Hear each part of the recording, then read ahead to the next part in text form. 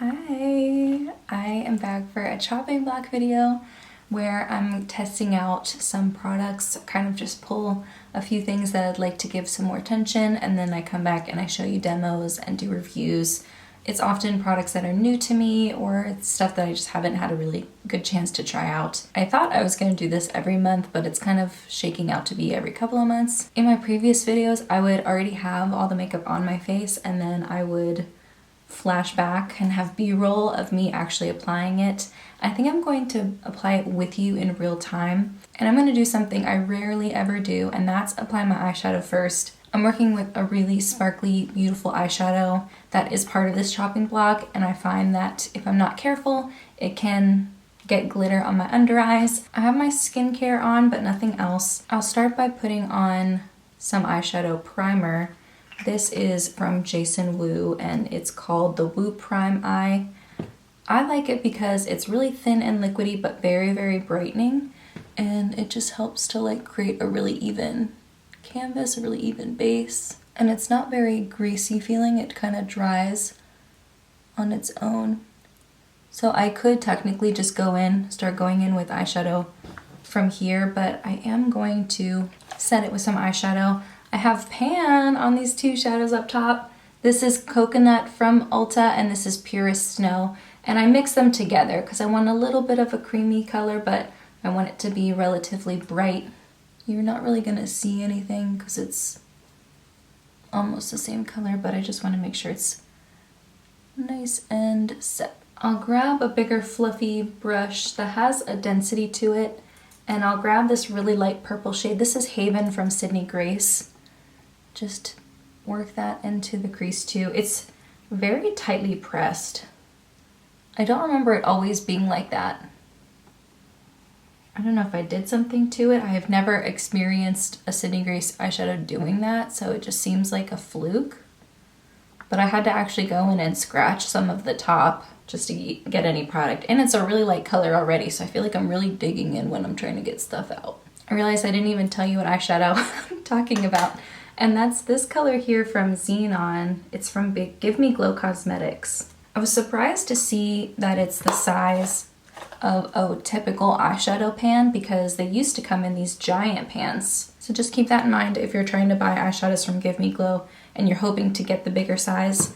Just look at the product description. And you can see it in the pan, like it's got gold and purple and it's got blue. It's beautiful. I love pairing it with purples. So I have that purple in the crease. This is as close as I have found to Petal Pusher from Makeup Geek. It's not as dusty, this purple shade, but it's pretty close. I don't have like a textbook form of how to apply glitter eyeshadow. I don't think I do it perfectly, and I don't always have the patience to be like super, super careful. So I have some of the NYX glitter primer, and I'm going to tap that all over my lid. I'm grabbing this flatter paddle brush and grabbing a little bit at a time. Honestly, after a while, I just kind of get impatient and I just grab it with my finger and tap it on. I'll zoom you in.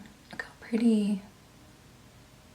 I wore this to a concert the other day and got a lot of compliments. And I'm gonna grab a little bit of it with a more fluffy brush and just work it up into the crease. I like to have pretty much glitter all over. And then I have this darker purple shade. This is 143 from ColourPop. And I'm gonna tap a little bit on the outer edges there.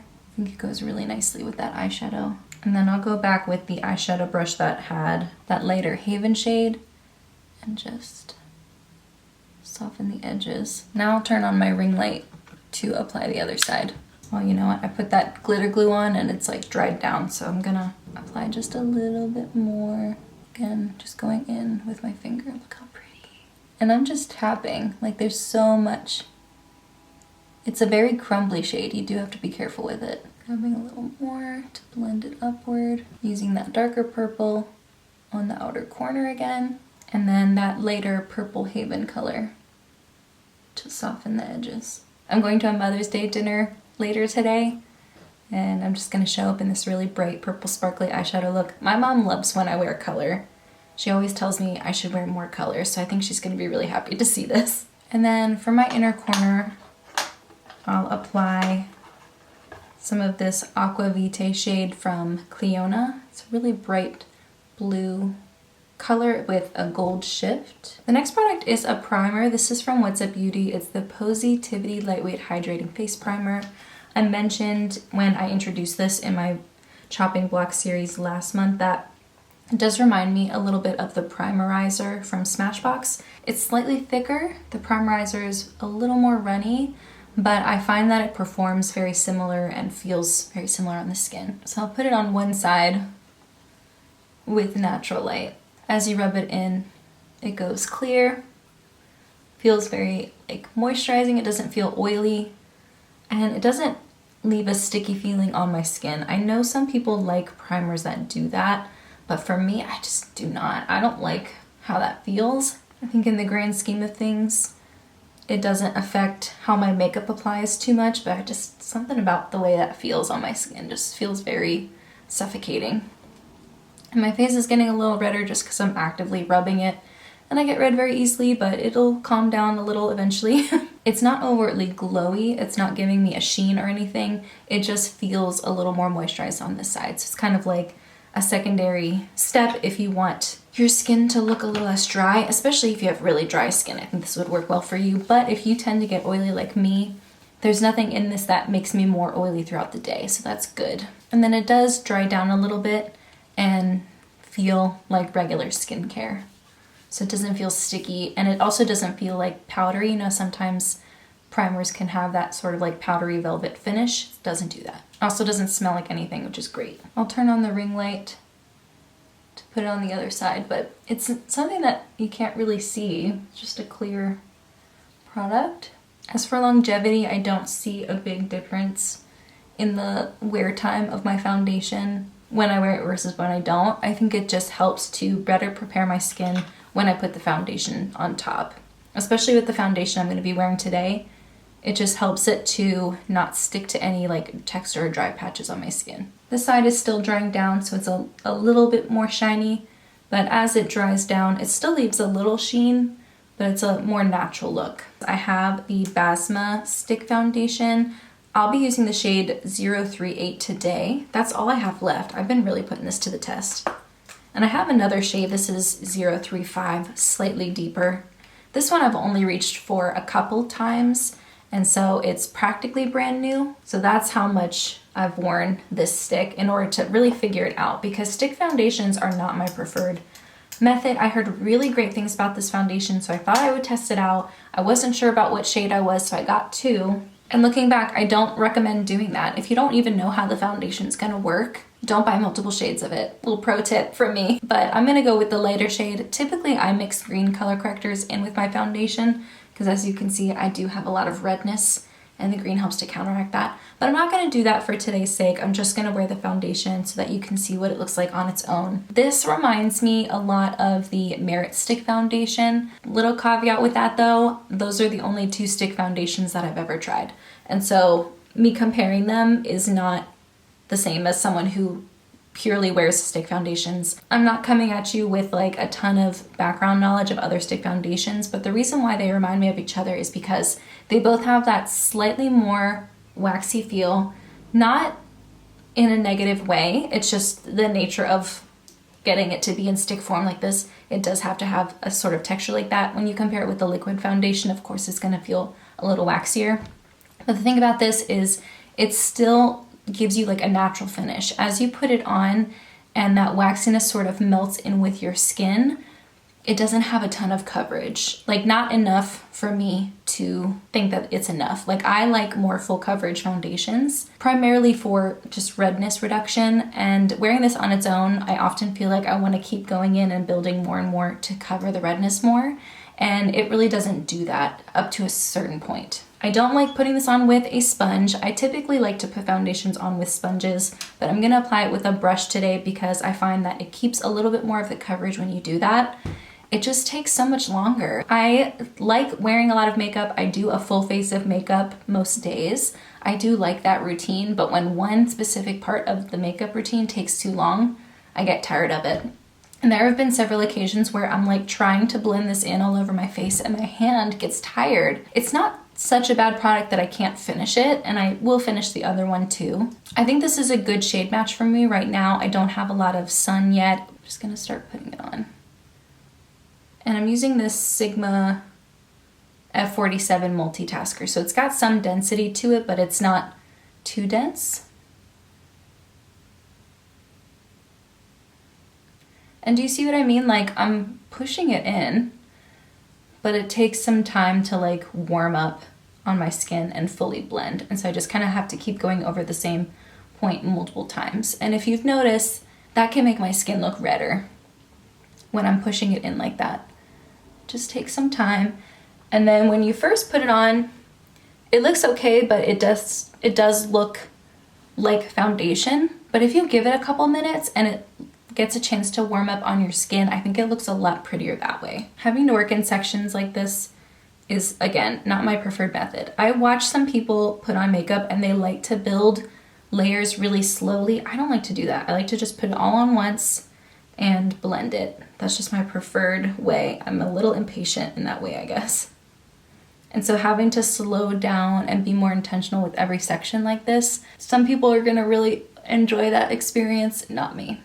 And I have to be careful not to like press too hard to blend it faster, because it won't blend it faster. It'll just almost remove some of the coverage. So you can see it's doing some work to reduce the redness, but you're still able to see a lot of the redness around my nose. I'm not really able to fully cover that in the stick's defense. And I do think I'm going through this foundation a lot faster than I would other foundations, because I essentially need to cover my entire face with it. Like, I need to draw it everywhere in order to get the level of coverage that I'm looking for. I don't know if you're able to see, like around my nose, I have some texture and some dryness, and it is clinging to it. But again, like I said, it will sort of warm up a little bit and won't look like that as much. So that's what it looks like. I would say pretty decent match. It's covering most of the redness, but not all of it. The finish feels very soft matte to me, and it will get more glowy throughout the day as I get more glowy. Now with the ring light, I'm trying not to draw too much of it on. I have some breakouts on my chin here, and it does minimize it, but it's not fully covering it up. And I don't like this on my under eyes. I don't like using this as a concealer. That's such a thin part of my face that I just like using thinner formulas there. I don't know if you're gonna be able to see this, but I do have some just like more visible pores on this portion of my face. It does catch in the slightly drier parts of my face. But I'm trying to be really nitpicky for the sake of this review. I don't feel like the majority of the foundations I wear do that. Yeah, it just doesn't build up on itself very well. The amount of effort I have to do to blend it in takes away from the coverage. For longevity, I'm kind of middle of the road. It's not the longest lasting foundation, but it also doesn't break down in a really ugly way. Okay, I have a cream blush here. This is from Victoria Beckham in the shade Miniskirt. This is so pigmented. So pigmented, so be careful. I typically put a little bit of it on the back of my hand on my fingers and just gently apply it that way, because if not, I'll put on way too much. Personally, when I'm putting on cream blushes, I'm typically mixing it with a lot of other stuff. Like, I'm mixing it with a glowier liquid product, sometimes with other cream blushes. I'm just applying it on its own for today's sake, but often I'm mixing it with something more glowy. And that also takes down the level of pigmentation too. I might add a little more later, just because I like this color a lot. And I like that it's not overtly glowy on its own. Like, I can add something to it to make it look more glowy, but I don't have to worry about it looking really shiny on my cheeks, and it doesn't feel dewy. It has a dry down aspect to it. It's not drying down fully, but it doesn't feel sticky. I hate when cheek products still feel balmy on my cheeks and then my hair gets caught in it. It's a really pretty flushed color. It looks more burgundy in the tube, and I think that translates pretty well to my cheeks. Obviously it looks a lot more sheared out. That makes sense. But yeah, I like that like hint of burgundy. It's not a plummy red, it's not too peachy. It just kind of keeps that burgundy aspect to it, which I really like. Other than the fact that it's so pigmented that it can sometimes be a little bit hard to use, I do really like that cream product. I'm gonna apply just a little bit of under eye concealer. This is from Vive. Next up is this setting spray from AOA. It just says lock in your makeup, non-drying, matte finish, lightweight, paraben free. And it's in the pink bottle. I tested out the one in the black bottle in my last shopping block, and I mentioned that this one really isn't anything special. And I also don't like how aggressive the nozzle is. I have to hold it like my full arm length away in order not to be too aggressive. This one has a much nicer spray on it, and as a result I do like it better. I can't say for certain that the formula is like infinitely better than the one in the black bottle, but the experience of putting it on is a lot nicer. And I mentioned it before, but currently I like putting on a setting spray after I've applied all my cream products, but before I put on my powders. Often people are putting on like a finishing spray or something to lock everything in and to take down the powdery look.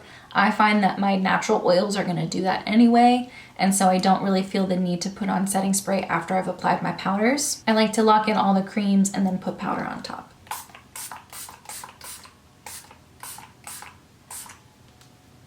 The mist is just so much nicer. It's still drying, that's what it looks like. So it's in the process of still drying down, but as you can see, it just leaves a really beautiful glow to my skin. It doesn't have anything glowy in it. It's not leaving a sheen because it has something in it to make it look like that. You know what I mean? It doesn't have any like shimmer. It doesn't make my face feel tight. It doesn't have any strong scent, which is like already a big plus for me. I remember there was a period of time a couple years ago where I was just testing out new setting sprays because I felt like it, and every single one just felt like I was spraying perfume on my face. And eventually I got used to it, but it's nice to just have ones that aren't like that. I'm actually almost finished with this. I probably have like this much left of the bottle, and I've officially worn it 53 times. So for 2.5 ounces or 75 milliliters, I'm getting a decent amount of use out of this. I think this was like $3. I'm gonna really quickly powder my face and then I'll come back with more cheek products. Okay, so I have this face palette from Smashbox. It's the Halo Sculpt and Glow face palette in the shade Pink Saturation, which is the lighter of the two versions I think they have out. I'm gonna start by putting on some of this bronzer here. I mentioned that it's labeled as a contour shade, but it's too warm for me to use as a straight contour color.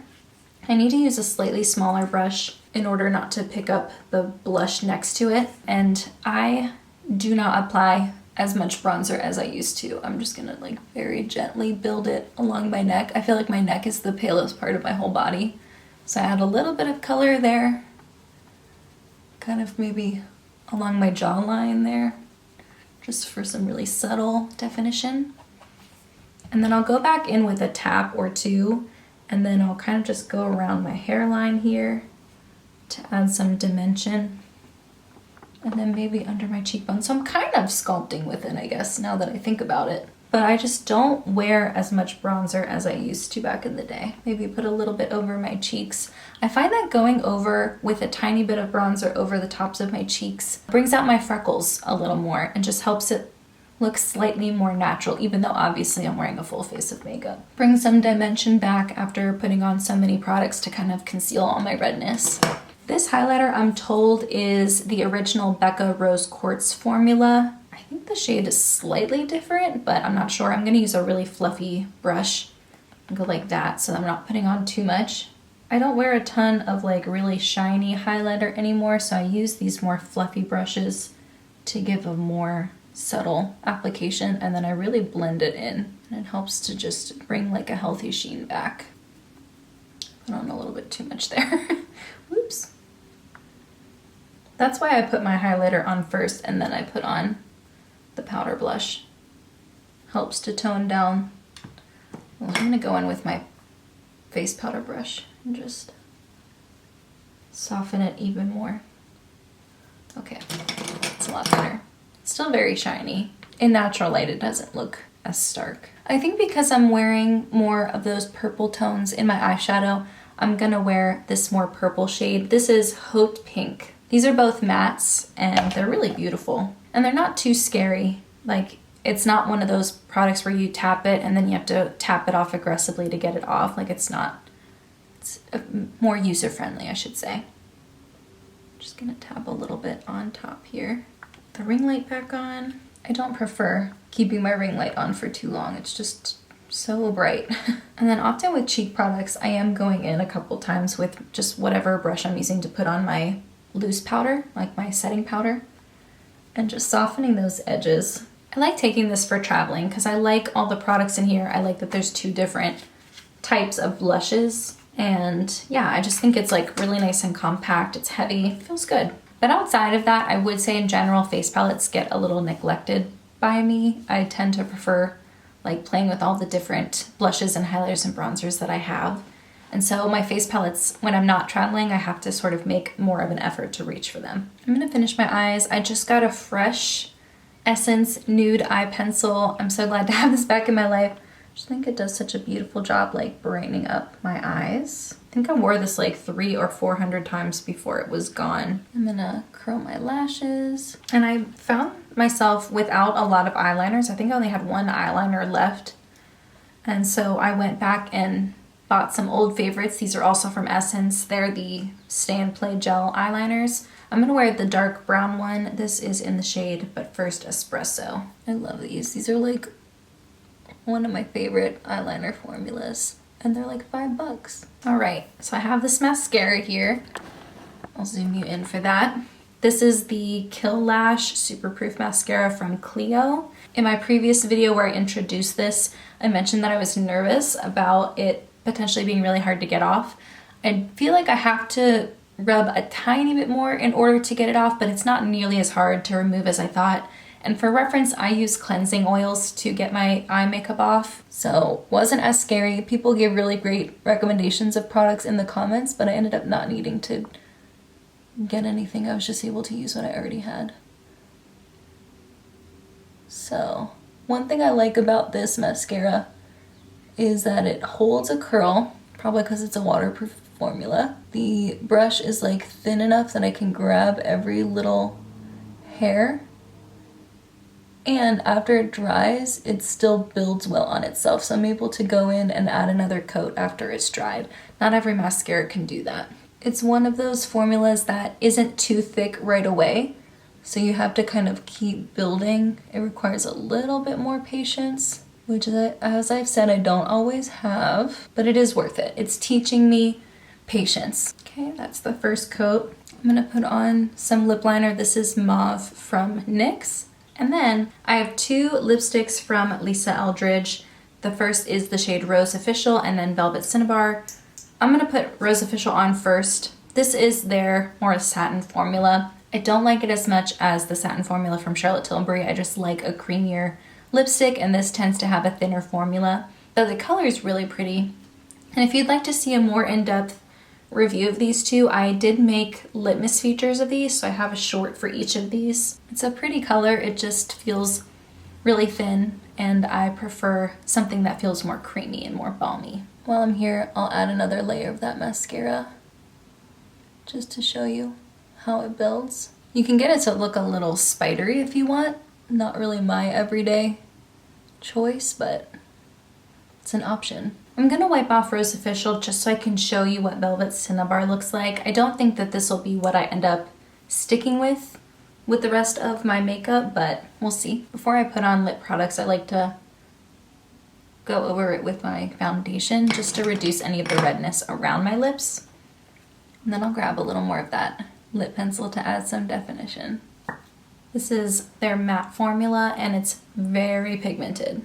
Like truly that's the majority of what I need. I love this like burnt orange color. I think it's beautiful. It's a really nice pop. I don't think it necessarily goes with this look overall, but it's so pretty. A soft matte formula, definitely not drying, and I don't need to glop on a lot in order to get the pigment that I'm looking for. You saw that I used my finger pad to really shear this out, and I think that it still keeps the color without feeling like it's gonna move around outside of my lip line because I have such a thick amount of it on my lips. This is my preferred formula for really bold colors like this, and does have some staining qualities as well. So I'm using a tissue to wipe this off. Gonna put on some more of that lip liner. And then honestly, I think I'm just gonna put a little bit of chapstick on over it so that the eyes can be the main star of the show. I love this eyeshadow. It's very sparkly though. And so it just really depends on if you're comfortable working with that much shine and that much glitter and the potential to have glitter fall out or little pieces of glitter elsewhere on your face. I don't think it's that big of a deal in the grand scheme of things. Everything is staying. Nothing was such a dud or so bad that I couldn't make it work. The Basma Foundation is probably in the lower ranking of all these products. I really like the Clio Mascara. I do have other mascaras that I like just as much, so I don't feel like I need to go out and purchase this again. I don't remember how much it costs, but there are a lot of drugstore mascaras that I really like. So I'm really enjoying it, but I don't think this is like a run, don't walk type of product. Yeah, everything else is really solid. This Xenon shade is really beautiful, a tiny bit harder to work with, but that just goes with the territory for these really interesting shades. Often I'll do my eyeshadow and it'll be like a pretty metallic or, you know, a shimmery shadow, but I want to take it up a notch. So I'll just take my finger pad and tap it really slightly and just tap that over it, and it just adds so much dimension and sparkle. It's just really beautiful. So you can sheer it out, you can build it up. It lasts well. Like I said, when I wear it out, I get a lot of compliments. I like that it has sort of that blue purple base and then a really, really bright gold shift. Now for the products I want to bring in for my next chopping block. Originally I was choosing 10 products, but I think I'm going to do fewer than that. 10 just feels a little overwhelming to me right now. Because we're currently in spring, teetering on summer, I wanted to grab some more like summery colors or just like pretty pinks that remind me of spring. And I have a couple products like that that I just really think I'm going to enjoy wearing around this time of year. The first one is this cream blush here from Sigma. It's in the shade Pashmina. It reminds me a lot of an old favorite, Makeup Revolution Beloved. I'm kind of in the process of trying to find a dupe for this blush because it's been discontinued for like 5 years now. It's my oldest makeup product, and at some point I'm not going to feel comfortable wearing this on my face anymore. So I'd like to find an alternative or a dupe for it. And then I have 2 lip products that sort of match that color too. This one from Wonder Skin is the Lip Rehab Therapy Oil. It mostly looks clear, but it does have a slight pink sheen to it. And I love these sort of colors. I don't know if you would call that like a cantaloupe or what, but it's so pretty. And then I have another one from Sachu. It's called Bunny Tongue. This one also has a really beautiful light pink shade. I don't know if they'll look this pink on my lips or if they sheer out once you apply them, but I'd like to test them out and see, are they more lip gloss or are they more lip oil, because I prefer a more glossy lip product. And those 3 things I have received in PR. These next 2 things are also PR. This is for the Face Bond Luminizer by Urban Decay. I chose the shade Silver Lake because I thought it would work the best with my skin. One thing I really appreciate about this is that it dries down. It doesn't feel really dewy and balmy. Like I said earlier, I don't like stuff that feels sticky on my skin. This is really liquidy and lightweight, and when it dries down, it doesn't feel like anything. It's super light. I would just like to test it out more. Do I want to use it as a glowy primer? Do I want to use it as a cheek highlight? Might also work well on like your chest if you're going for more of like a luminous glowy look. And then this concealer here, this is the Do It All Radiant Concealer Multivitamin Serum from IT Cosmetics. I'm in the shade Fairest Neutral 110. It has a sponge tip applicator, and one thing I noticed when I was swatching it on the back of my hand is even though it says it's radiant and it's more of a serum sort of concealer, it does have a decent amount of coverage. I don't like super thick concealers that are just creamy and don't have a lot of coverage. I like them to be thinner and higher coverage, like the Natasha Denona one. And this one doesn't feel serum-y like I thought it would. And then when I bought that Give Me Glow Zenon eyeshadow, I also bought one of their bronzers. They were having like a huge sale on their website. So this bronzer ended up only being like $5. And I got the shade Good Times and Tan Lines. I don't think this is the lightest shade, but it's definitely on the lighter side. And I just thought that this color looked really unique and pretty, and I haven't worn this yet.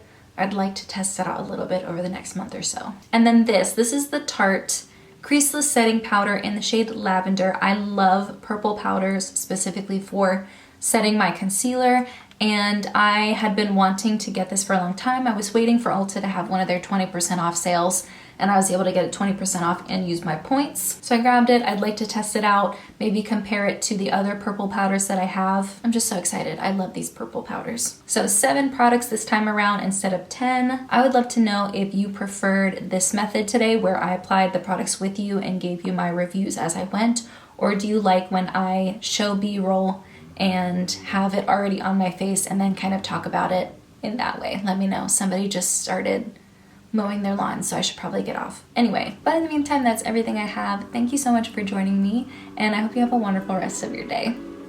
Bye!